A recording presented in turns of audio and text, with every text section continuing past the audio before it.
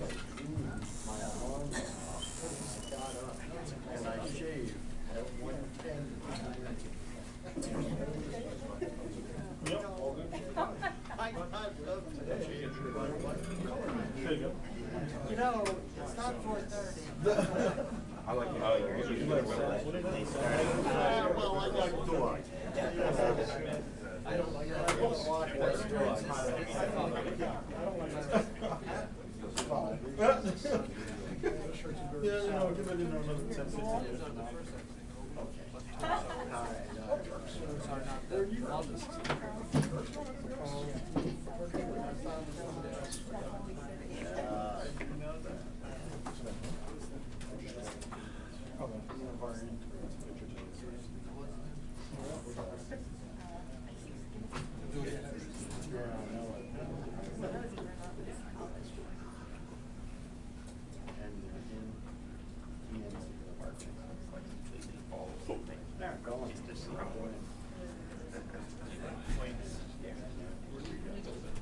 5 points.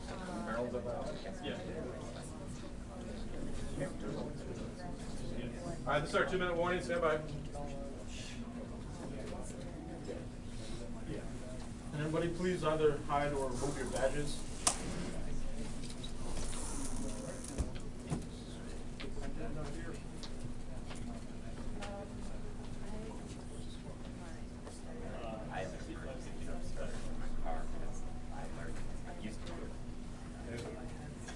Just so you're tracking that. I've got this.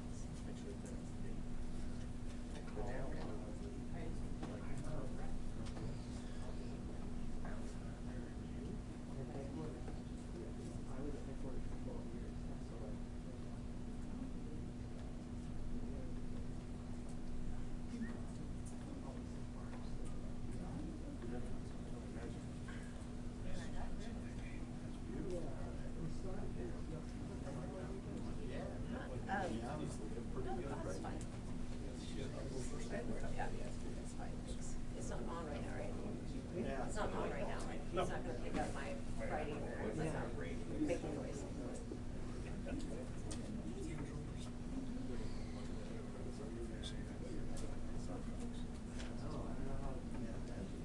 Yeah, but it doesn't get turned on until question time, right? That's my concern. It's like, you're not gonna be hearing a lot of people talking about professionals.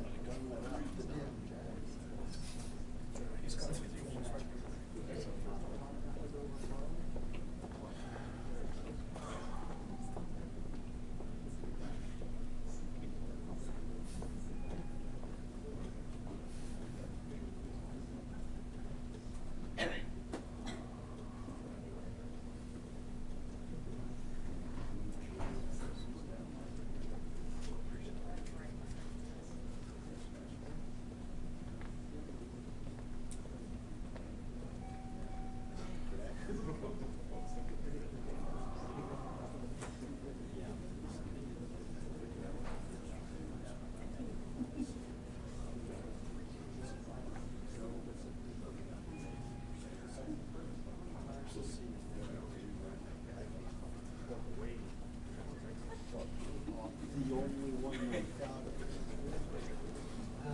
Jeez. And Fox and MSNBC, that goddamn plane was the only one in the world. Oh, don't do that. It's forced. Jesus, I said Air Force can get rid of one more time. 48 and 2 died. Steve won. You guys got a picture of a balloon at the plane?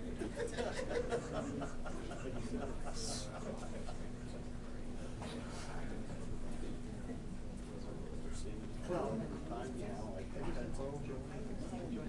I'm hanging. I am just a practical.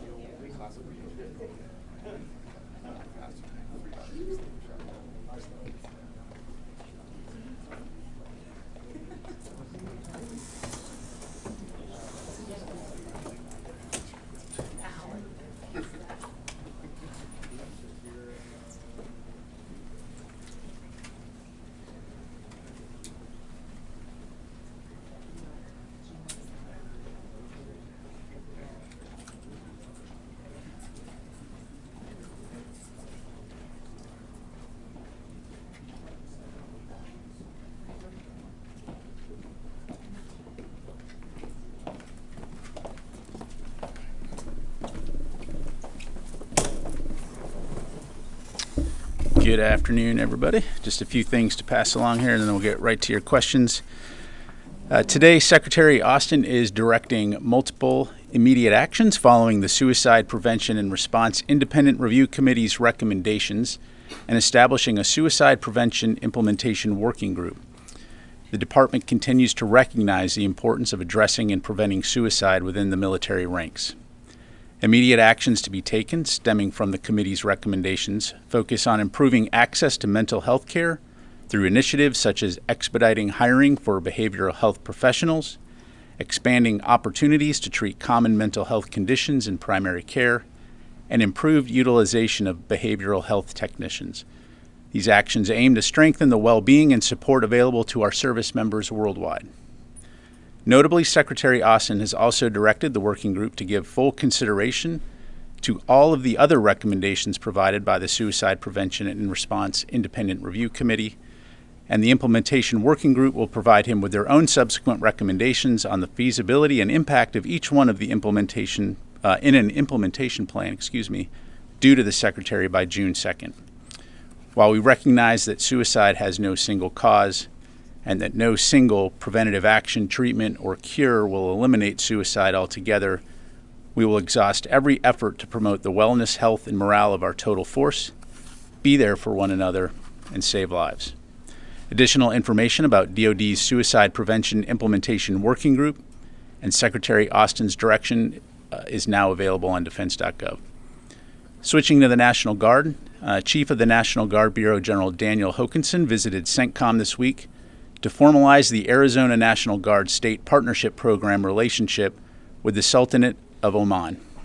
General Hokanson was joined by Arizona Governor Katie Hobbs, U.S. Ambassador Leslie Tsao, Arizona National Guard Adjutant General Major General Kerry Muhlenbeck, and a delegation of Arizona Guardsmen for a formal signing ceremony in Muscat, Oman. The National Guard State Partnership Program, which celebrates its 30th anniversary this summer, has grown to 88 partnerships with 100 nations. Engagements between states and their international partners improve readiness and interoperability and contribute to security and stability around the world. For more information about this new partnership or the State Partnership Program, I would encourage you to reach out to the National Guard Bureau. Separately, in order to meet U.S. Army in Europe and Africa mission requirements, improve command and control capabilities, and manage forward operating sites within the Republic of Poland, the U.S. Army will establish the U.S. Army Garrison Poland in March 2023. The Garrison is one of the enduring improvements to the DoD posture in Europe based on assessments from the 2021 Global Posture Review and consultations with NATO allies and announced by President Biden in June of 2022. Joining the existing 7 Installation Management Command Europe garrisons, U.S. Army Garrison Poland will deliver quality base operations support, infrastructure and services to soldiers and civilians to enable U.S. Army in Europe and Africa command readiness. The unit will be comprised of approximately 13 military personnel and 140 civilian personnel. Installation Management Command Europe and U.S. Army Garrison Poland look forward to the continued strengthening of the bond between our military community and the host nation communities of Poland at the local, regional, and national levels of the alliance. For additional questions, I would refer you to the U.S. Army. And finally, yesterday, Secretary Austin and General Milley hosted the 10th session of the Ukraine Defense Contact Group, where 50 nations of goodwill participated from all over the world.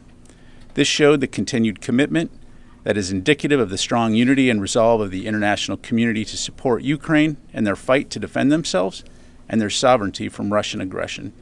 As Secretary Austin and other U.S. leaders have said, we will continue to support Ukraine for as long as it takes. And with that, I will take your questions. We'll go first to AP Tarakat. Hi, thank you for doing this. I was hoping you could talk a little bit more about why the Pentagon decided to declassify the video of the drone and whether or not releasing it, increased the risk of Russia framing this conflict instead of being a conflict between Russia and Ukraine, but being between Russia and the West. Yeah, thanks, Tara. So first of all, it's not unusual for us to release imagery of unsafe, unprofessional incidents. We've done that in other situations.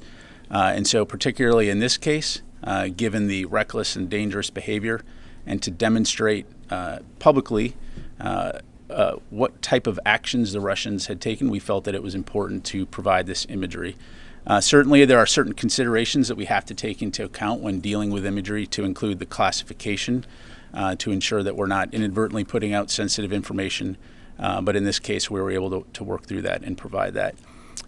As far as Russian perceptions, again, I think it's important to take a step back and look at the big picture here. The United States focus in the region, the focus with Ukraine, is solely on providing Ukraine with the support that it needs to defend itself. You've heard us say before that Ukraine has a right to defend itself, and we have a right to help them alongside the international community to do that. So the United States does not seek conflict with Russia. We do not seek escalation with Russia. And so we're going to continue to stay focused on our primary mission in the Ukraine area, which is supporting Ukraine in its fight. And declassifying the video and releasing it, Russia has suggested that it didn't show the actual contact. How does this really just counter that narrative and show that this happened the way that the Pentagon has said it has? Yeah, well, I think that our words and our actions speak for themselves, and similarly, Russia's inaccurate information, false information, obfuscation, grasping at straws, changing narratives also speaks for itself. So we're going to stay focused on the facts, and we're going to stay focused on our mission. Let me go to the next question. Liz? Thank you, Pat. I have 2 questions. The first part of my questions are, did the U.S. ask for an apology from Russia on taking down the drone, and did Russia offer an apology? No, we did not ask for an apology. Again, our focus was on highlighting the fact, as we've made very clear publicly and privately, that the United States will continue to fly and operate in international airspace in accordance with international law. Thank you. And my second part is, it's come out that Russian officials ordered the pilots to be aggressive towards the drone, and today the CENTCOM commander told the Senate Armed Services Committee that he's seen increased Russian aggression in the Middle East. Is this something that the U.S. is concerned about? Does the U.S. have any promises that Russia will decrease its aggression? So, Liz, what I would tell you is that, again, our focus is on conducting our operations in support of our national security interests, our allies and our partners around the world. Ultimately, the Russian military and the Russian government is responsible for its own behavior. And when that behavior is unsafe and unprofessional, we're going to call it out, as we've done in this case. And so that it will continue to be our focus. You've heard Secretary Austin, you've heard General Hecker in Europe, and others call on the Russians to be safe and professional in conducting their operations, and that would be the expectation going forward. Thank you. Will? So Secretary Austin has said that the U.S. will continue to fly wherever international law allows. In light of that, has the U.S. operated MQ-9s over the Black Sea since the collision and crash? So I'm not going to get into talking about specific missions, routes, timelines of operations. I think Secretary Austin was pretty clear that we're going to continue to fly and operate in international airspace where international law allows, and that includes the Black Sea region. Thank you. Travis. Thanks, Pat. I had a couple questions about the suicide working group. I think I heard you say that the Secretary is immediately implementing some of the recommendations, but the working group is going to be looking at the other recommendations. I just wanted to confirm whether the recommendation for new restrictions on the purchase and storage of personal firearms on base is included in the first tranche, or if the working group is still considering. Thanks, Travis. That'll be something that the working group will examine in further detail and come back to the Secretary with their assessment and their recommendation. And if I could just follow up, on the recommendations that the Secretary did decide to implement, why did he choose those specific recommendations? Sure. So those recommendations are primarily focused on behavioral and mental health. There are areas where the department already has the authorities necessary to take immediate action. And so that was the primary driver was of those recommendations, what are the things that we can move on right now that will make a difference for our service members? Thank you. You go over here, Ro, and then I'll come over here to Chris. Thank you, General. Two questions. First, the Japanese Prime Minister Kishida met with South Korean President Yoon today in Tokyo and agreed to normalize their bilateral relations. How much do you expect the improvement of their bilateral relations will benefit the Pentagon to address challenges posed by China and North Korea? Yeah, well, thanks for the question, Ro. What I would tell you is that we certainly welcome the discussions. Anything that is going to help strengthen our alliance. As you know, Japan and South Korea are two of our strongest allies, and so we welcome any opportunity for us to strengthen our unity and to work together for a free and open Indo-Pacific.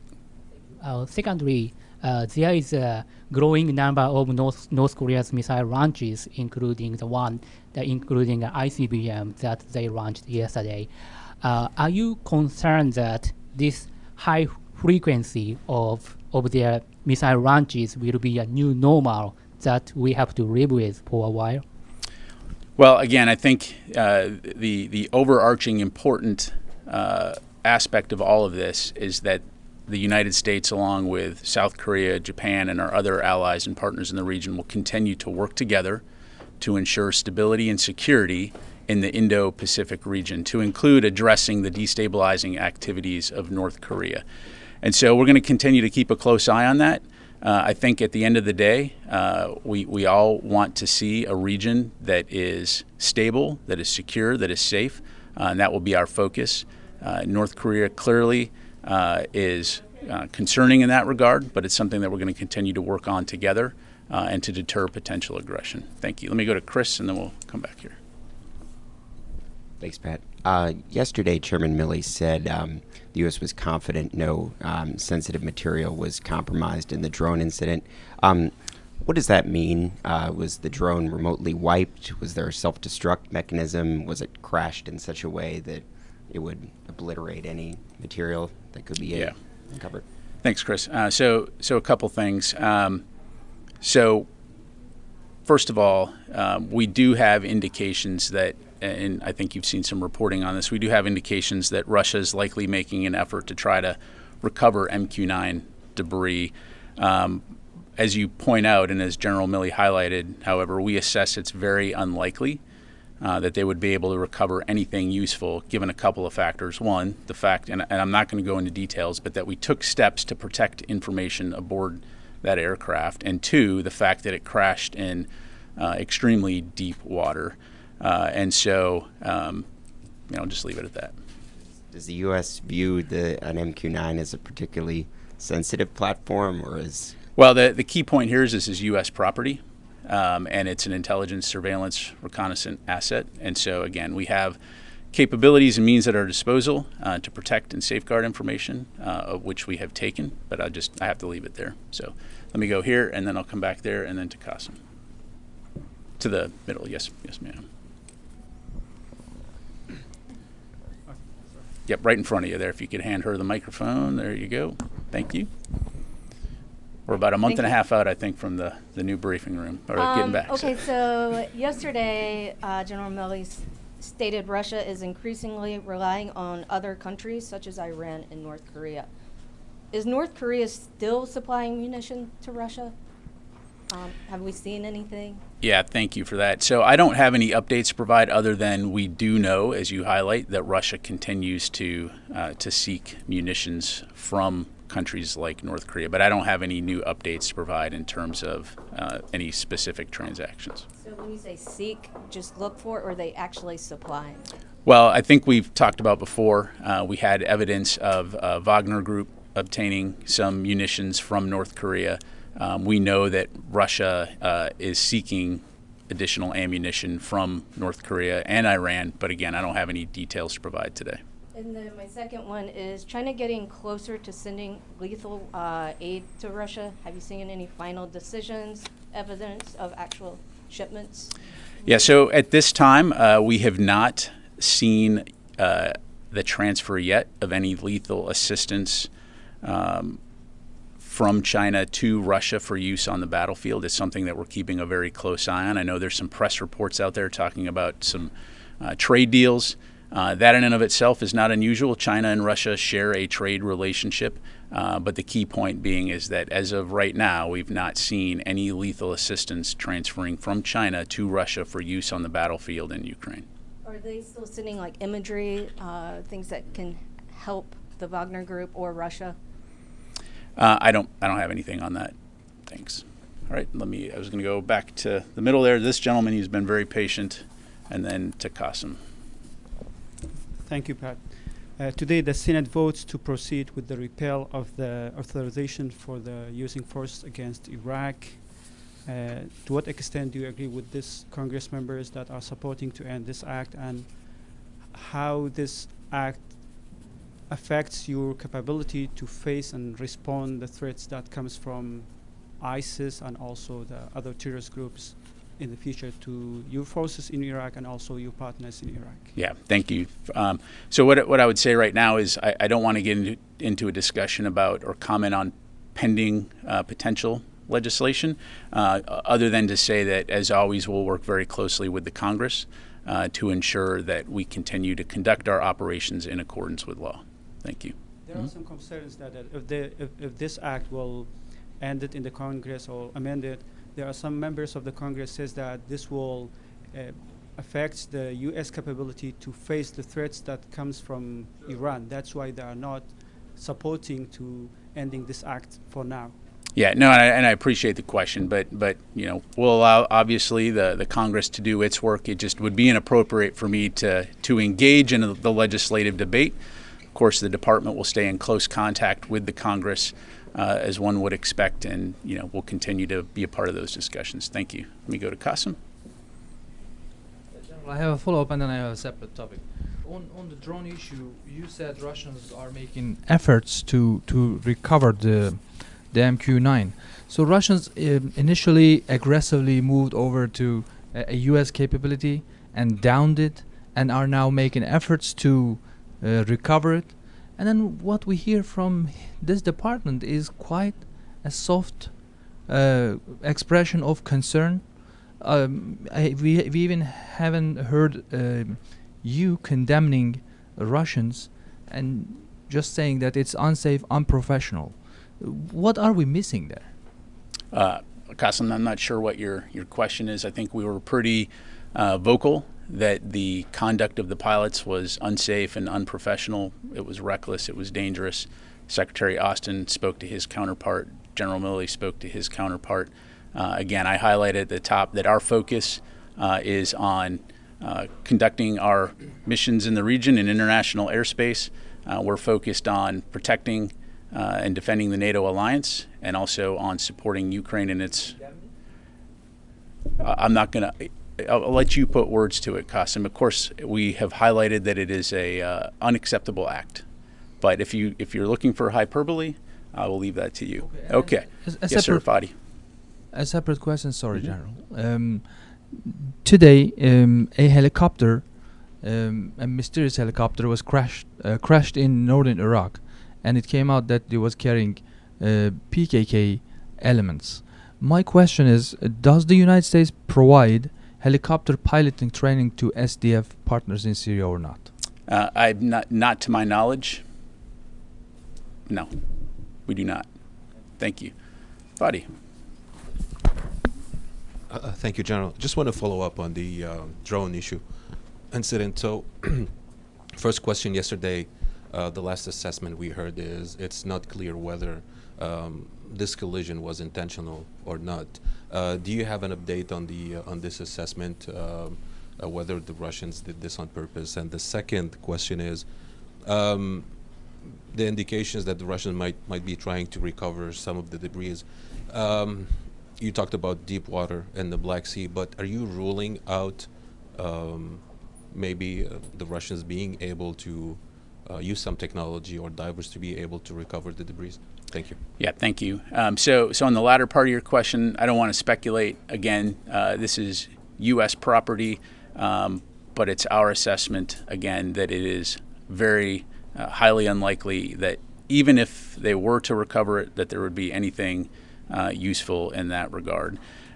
In terms of was this intentional, I'll tell you what we know and what we don't know. We do know that this aggressive behavior was intentional on the part of the pilots. Whether or not they hit the drone on purpose, we don't know. But it clearly demonstrates either poor airmanship or reckless behavior, because just from an airman standpoint, why would you hit another aircraft with your aircraft in the sky? And so again, reckless, dangerous, unsafe, unprofessional behavior, which is why, again, we have called on the Russians to conduct their operations safely and professionally. Thank you. Come back here. Let me go here. Sorry, Joe. We'll go here, and then we'll go here. I have two questions. First question is Senator Mitt Romney and Jean Shaheen reintroduced their bipartisan legislation that would direct the administration to develop a strategy toward the Black Sea region. So do you believe, General, that the recent strategy need to be developed or more be specific? Thank you for the question. So we would need to take a look at that. I don't have that in front of us. Clearly we have a force presence around the world and take into account under the National Defense Strategy why we're operating, where we're operating. I can tell you that when it comes to the Black Sea, it is a critical international seaway that supports many of our NATO allies, and so we're going to continue to operate over that area for the reasons that I highlighted, in support of our NATO alliance, and also as we conduct ISR operations in there as part of our national security interests. Thank you. My second question is, Ukrainian military officials are saying that they see Russia increasing its marine presence in the Black Sea. What will be your reaction? Is it need to be there in a higher up tempo as well? Thank you. I really don't have a comment on that. It's not surprising that Russia maintains a presence in the Black Sea. They have for some time, but I don't have any specific comment to provide on Ukraine's assessment. Let me go to Joe.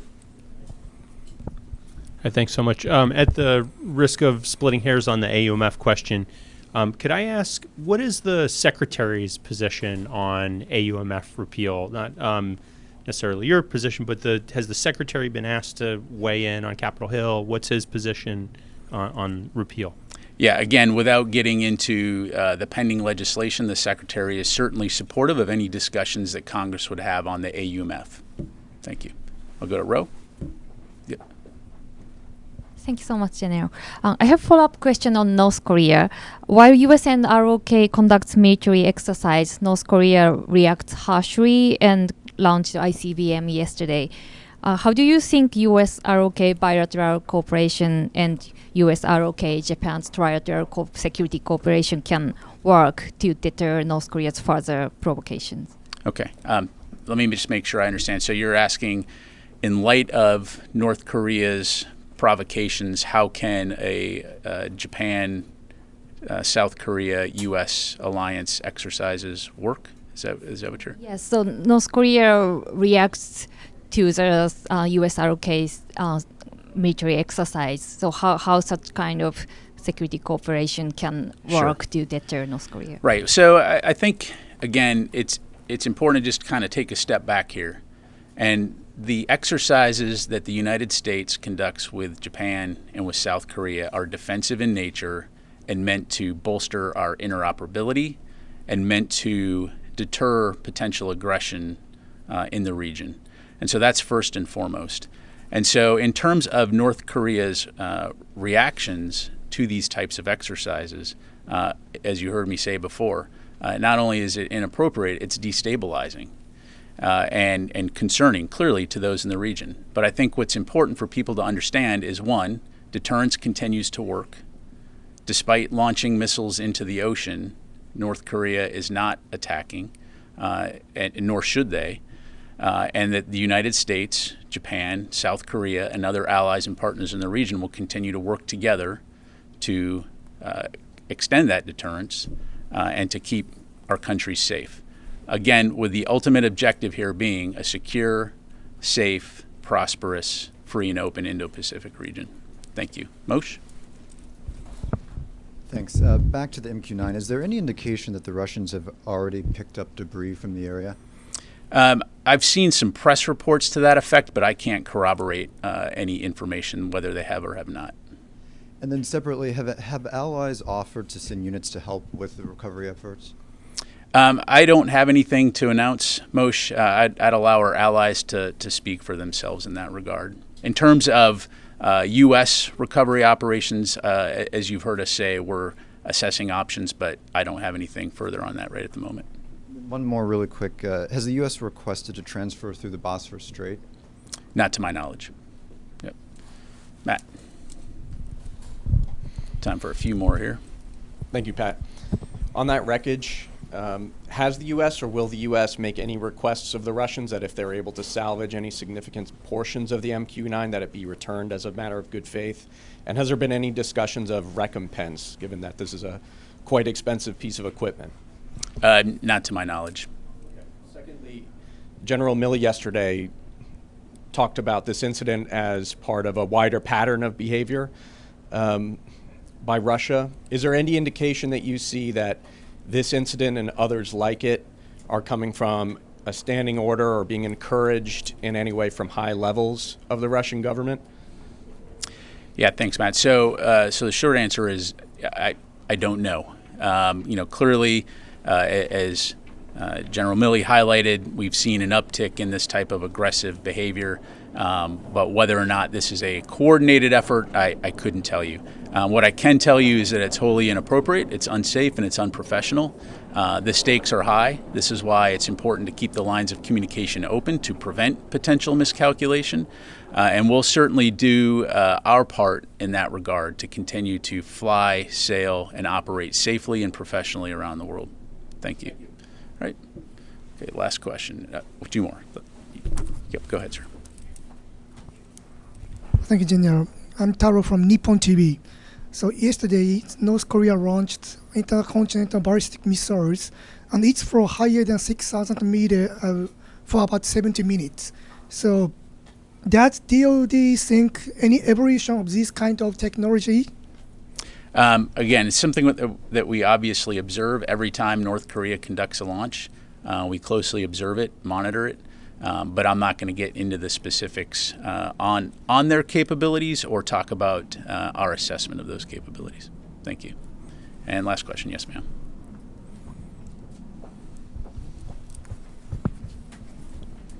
Thank you. In recent weeks, Republican Congress members have stepped up criticism, if you will, at the Pentagon about wokeness and pressed senior DoD officials over things like pronoun training, saying a hyper-political culture has invaded the military. Does the Secretary of Defense have a response to this, and are there any plans to address these concerns? Yeah, so I'm not going to get into what individual political members of Congress, those running for office are saying.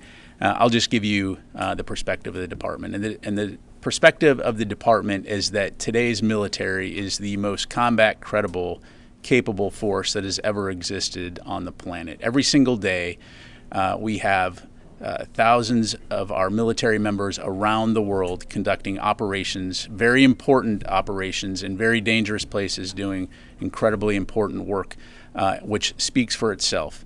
And so as a 30-year member of the military, I can tell you that we are very proud of what we do and how we present ourselves and how we defend this nation. And I think I speak for a lot of others in that regard. Thank you very much, everybody. Appreciate it.